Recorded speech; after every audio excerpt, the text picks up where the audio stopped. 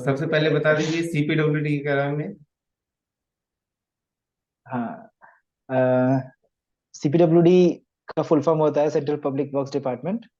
और ये central government की प्रीमियम इंजीनियरिंग एजेंसी है। टेक्निकल एडवाइजर हमारे डीजी साहब जो हैं, वो पीएम के, ऑनरेबल प्राइम मिनिस्टर के टेक्निकल एडवाइजर होते हैं। और जो भी इंजीनियरिंग प्रोसेस है हमारे सेंट्रल गवर्नमेंट में, वो मोर और लेस सीपीडब्ल्यूडी से होके गुजरता है। जैसे किसी भी डिपार्टमेंट को सेंट्रल गवर्नमेंट के कोई भी कंस्ट्रक्शन या कोई भी मेंटेनेंस के थ्रू जाना है, तो वो सीपीडब्ल्यूडी के थ्रू ही होके जाता है। नेक्स्ट मैं एक छोटा सा ब्रीफ इंट्रो दूंगा अपने डिपार्टमेंट का, हम्म। कि सीपीडब्ल्यूडी काम क्या करता है। हमें डाउट होता है ना कि हम वहां बैठे होते हैं जब हाँ, प्रिपरेशन के टाइम में, तो हमें पता नहीं होता है।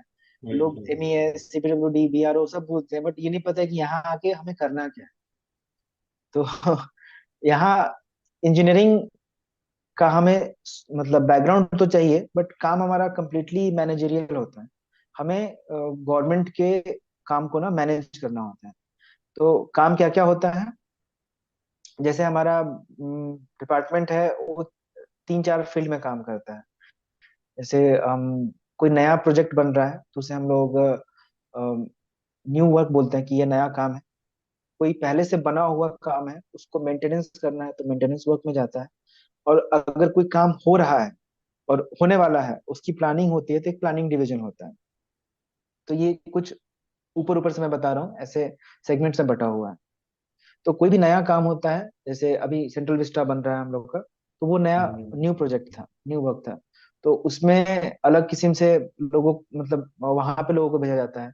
जो पहले से बनी साइट्स वगैरह हैं, वहां पे उनकी मेंटेनेंस की जाती है। जैसे पहले से बना पार्लियामेंट है, नॉर्थ ब्लॉक है, साउथ ब्लॉक है, प्रेसिडेंट हाउस है, पहले से एमपी के बंगलोज बने हुए हैं। और जितने भी सेंट्रल गवर्नमेंट डिपार्टमेंट बिल्डिंग्स हैं, पहले से क्वार्टर्स बने हुए हैं। उन सारे क्वार्टर्स में जो भी डे टू डे मेंटेनेंस की जरूरत होती है, जैसे कोई भी घर बना हुआ है, तो कभी किसी के सीलन में प्रॉब्लम आ गई, कभी हम्म। किसी के सीवेज में प्रॉब्लम आ गई, कभी किसी की लाइटिंग में प्रॉब्लम आ गई, किसी का पावर बैकअप चला गया। ठीक है। तो कुछ रहते हैं जहाँ पे वर्क को बांटा जाता है, कैसे कैसे काम करना है। तो सीपीडब्ल्यूडी मेनली क्या काम है, कि सेंट्रल गवर्नमेंट की जो भी ऑफिसेज हैं, बिल्डिंग है जो पहले से बनी हुई है, उनको मेंटेन करना है। जो सेंट्रल गवर्नमेंट की नई रिक्वायरमेंट है, जैसे कोई नई आईआईटी बनानी है, कोई नया आईआईएम बनाना है, एम्स बनाना है, कोई नया गवर्नमेंट हॉस्पिटल बनाना है, या केंद्रीय विद्यालय की बिल्डिंग्स होती हैं ये बनानी है, या इनकम टैक्स डिपार्टमेंट हो गया, बीएसएफ हो गया, सीआईएसएफ हो गया, सीआरपीएफ हो गया, ये सारी जो भी पैरामिलिट्री फोर्सेज हैं, ये सारे हमारे से एसोसिएटेड है। तो इन सब की कोई भी नई कोई बिल्डिंग बनानी है, तो वो काम सीपीडब्ल्यूडी करता है। डिप्लोमा और बीटेक कर लिया, बट नहीं दिख रहा है एक स्टेबल कैरियर। घबराओ मत, सरकारी जॉब का रास्ता है ओपन। अब सिक्योर करो अपनी जॉब बनकर असिस्टेंट इंजीनियर और जूनियर इंजीनियर। चाहे वो एसएससी जेई हो, आरआरबी जेई हो, कोई पीएसयू हो, या फिर किसी भी स्टेट की एई जेई की वैकेंसी।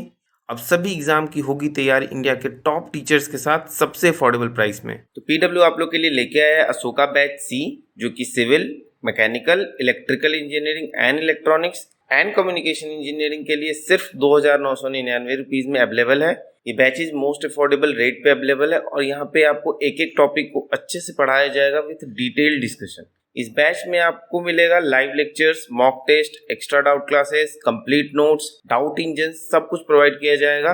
और इसका प्राइस है सिर्फ 2,999 रुपीज। एंड पीडब्ल्यू ने अभी लॉन्च किया है टेस्ट सीरीज, और अगर आप ये बैच लेंगे तो आपको मिलेगा 200 वॉलेट पॉइंट्स। एंड इससे आप परचेज कर सकते हैं टेस्ट सीरीज को, यानी कि test series is completely free अगर आप ये बैच परचेज करते हैं तो आपने अभी भी अपनी प्रिपरेशन स्टार्ट नहीं की है, तो ये एक बहुत ही अच्छा मौका है अपनी प्रिपरेशन को किक स्टार्ट देने का। तो पीडब्ल्यू कोर्स आप परचेज करने के लिए डिस्क्रिप्शन में दिए गए लिंक पे क्लिक कर सकते हैं।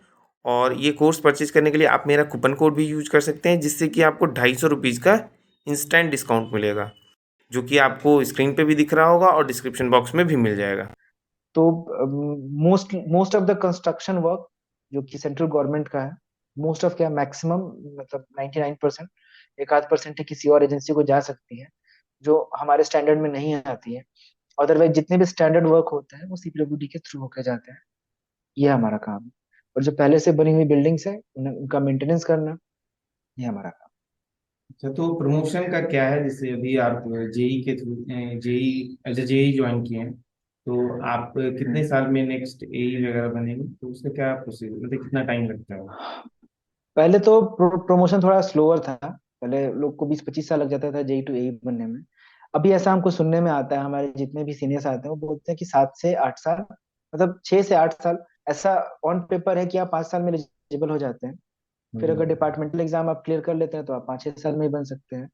अदरवाइज सीनियरिटी लिस्ट पे होता है, जैसे जैसे आपकी लिस्टिंग बनती है, जैसे हमारा जो रैंक है उससे रैंक। हमारा सीनियरिटी लिस्ट बनता है। हमारे बैच में जो मेरा रैंक है, तो मुझसे पहले जितने भी बच्चे हैं उनका पहले प्रमोशन हो, अगर सीनियरिटी से जाए तो सीनियरिटी से इलेक्ट्रिकल में वो 7 7 साल 8 साल लोग बोलते हैं, लोग बोलते हैं 6 से 7 साल भी लगते हैं। तो 5 साल में आप एलिजिबल होते हैं डिपार्टमेंटल एग्जाम के लिए। अगर डिपार्टमेंटल एग्जाम उस समय हो जाते हैं तो आप डिपार्टमेंटल एग्जाम देके प्रमोट हो जाइए। और अगर बाय द वे नहीं हो पाया उस समय, तो आप सीनियरिटी से भी 7 8 साल में, 6 7, मतलब 7 साल पकड़ के चलिए, 7 साल अप्रोक्स में आप एई बन जाते क्योंकि ये हैं। और मैकेनिकल नेक्स्ट सात से इलेक्ट्रिकल आठ का है। हाँ, और नेक्स्ट 7 से 8 साल में फिर आप एग्जीक्यूटिव इंजीनियर 8 9 साल में आप बन जाते हैं। तो ये प्रमोशन का है। और इलेक्ट्रिकल मैकेनिकल पे एक मिथ मैं क्लियर कर दूं कि यहाँ पे हम्म। मैकेनिकल का वर्क बहुत कम है, 10-15% मैक्सिमम। जो इलेक्ट्रिक, एक तो पहले सिविल का वर्क ज्यादा है। टोटल वर्क जो होता है, अगर कोई ओरिजिनल वर्क है, कोई नया वर्क है, तो उसमें 70% तो सिविल का वर्क होता है। मेंटेनेंस में डिपेंड करता है, कहीं कहीं इलेक्ट्रिकल का मेंटेनेंस वर्क ज्यादा हो जाता है, अदरवाइज मोस्टली सिविल का वर्क है। और जो वो 30% इलेक्ट्रिकल का है उसमें भी 90% सिर्फ इलेक्ट्रिकल है। मैकेनिकल 10 से 15% ही होते हैं, वो भी थोड़ा बहुत ही काम है। So as an mechanical engineer भी आपको आके इलेक्ट्रिकल इंजीनियर का ही टैग रहेगा, वहां पे आप मैकेनिकल इंजीनियर नहीं कहलाते हैं। और ट्रूथ ये है कि आप इंजीनियर होते ही नहीं यहाँ पे, आप यहाँ मैनेजर होते हैं एक तरीके से। कि आपको जो भी इंजीनियरिंग वर्क हो रहा है उसको आपको मैनेज करना संभालना है। है। आपको बस एक साउंड नॉलेज होना चाहिए इंजीनियरिंग का, कि जो भी कॉन्ट्रैक्टर आपके अंडर काम कर रहा है वो आपको बेवकूफ ना बनाए। सो एक साउंड नॉलेज होना चाहिए कि कैसे काम होता है, क्या है क्या नहीं है।